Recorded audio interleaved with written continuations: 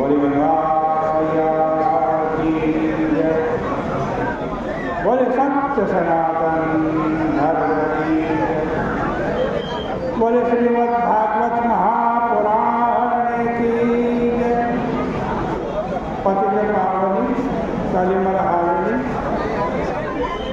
मंगलकारी मोक्षदायी माँ गंगा मैया का ये पवित्रतम तीर्थ हरकी पेड़ी ब्रह्मकुंड है। श्रीमद् भागवत के दशम स्कंद का आज 73वां अध्याय है। श्री सुखदेव जी महाराज कहते हैं कि परीक्षित, जो जो राजा जरासंध के शरण में नहीं आए उनको उसने पकड़ करके कैद में डाल दिया। ऐसे बंदी राजाओं की संख्या 20,108 थी। जरासंध की मृत्यु के बाद भगवान श्री कृष्ण उन राजाओं से मिलने के लिए जेल में गए।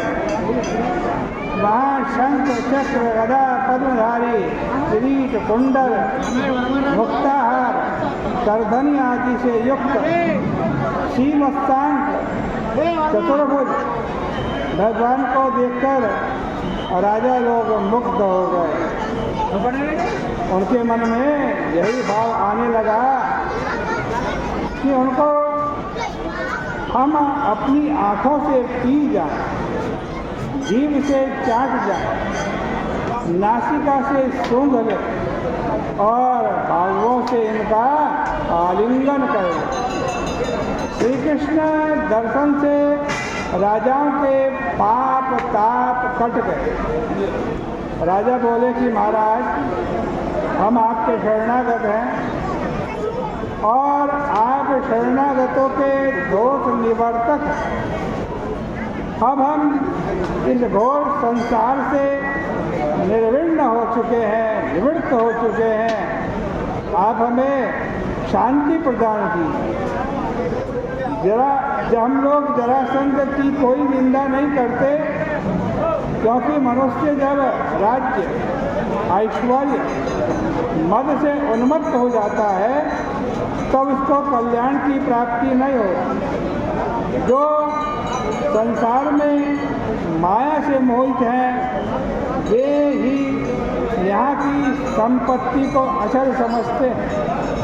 जैसे बालक मृग तृष्णा को जलाशय मानते हैं, वैसे ही अयुक्त लोग जो न तो सदाचारी हैं, न जिनका मन एकाग्र है और न जिनमें ज्ञान है, इस वैकारिक माया को वस्तु रूप देखते हैं।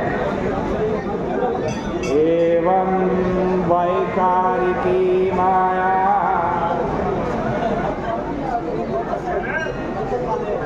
मयुक्ता वस्तु चक्षरे। पहले श्रीमत से हमारी दृष्टि नष्ट हो गई और आपकी ओर हमारा बिल्कुल भी ध्यान नहीं गया। इसलिए आपने अच्छा किया कि हम लोगों की आश्रय को नष्ट कर दिया और हमारा अभिमान तोड़ दिया। अब हमको राज्य नहीं चाहिए, क्योंकि हम जान गए हैं कि राज्य तो मृग तृष्णा। हम तो स्वर्ग भी नहीं चाहते। क्रियाफलम प्रेत्य च कर्ण रोचन, केवल यही चाहते हैं कि हमारे द्वारा आपके चरणों की पूजा होती रहे। बस यह युक्ति आप हमको बता दीजिए कि हमें आपके चरणों की स्मृति बनी रहे। कृष्णाय वासुदेवाय हरे परमात्मने प्रणतक्लेशनाशाय गोविन्दाय नमो नमः। इस श्लोक को श्री मालवीय जी महाराज बहुत महत्व देते थे। इसको पर्चों पर छपवा करके लोगों में बांटते थे और अनुरोध करते थे कि जिसको कोई क्लेश हो वह इसे मंत्र समझ करके इसका जप करे, फिर उसका समस्त क्लेश दूर हो जाए। तो जब राजाओं ने स्तुति की तब भगवान बोले कि जाओ, अब आज से तुम लोगों की भक्ति मेरी प्रति बनी रहेगी, तुम केवल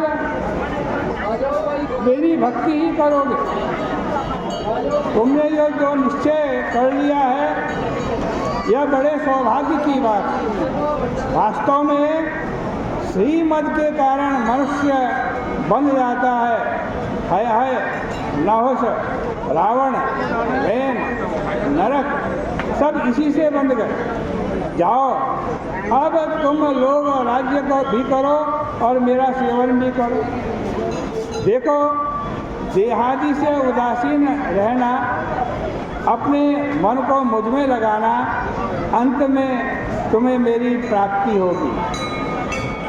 उदासीनाश्च देहा दावात्मा रामधृतव्रता मय्यावेश्य मनः सम्यक् मामन्ते ब्रह्मयस्यथ।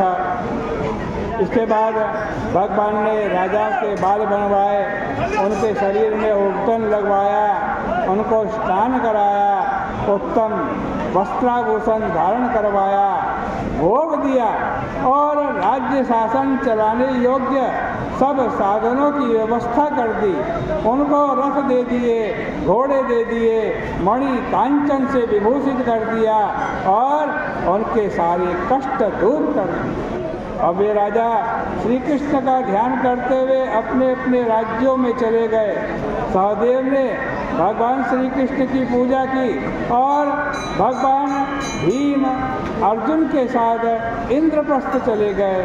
यहाँ युधिष्ठिर ने समझ लिया कि श्री कृष्ण भीम अर्जुन तथा जरासंध, भीम अर्जुन के साथ जरासंध को मारकर आ गए हैं।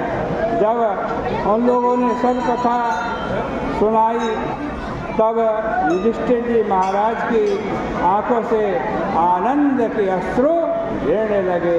इस प्रकार से श्रीमद् भागवत महापुराण के दशम स्कंद का ये 73वां अध्याय परिपूर्ण होता है। बोले कृष्ण कन्हैया राम की।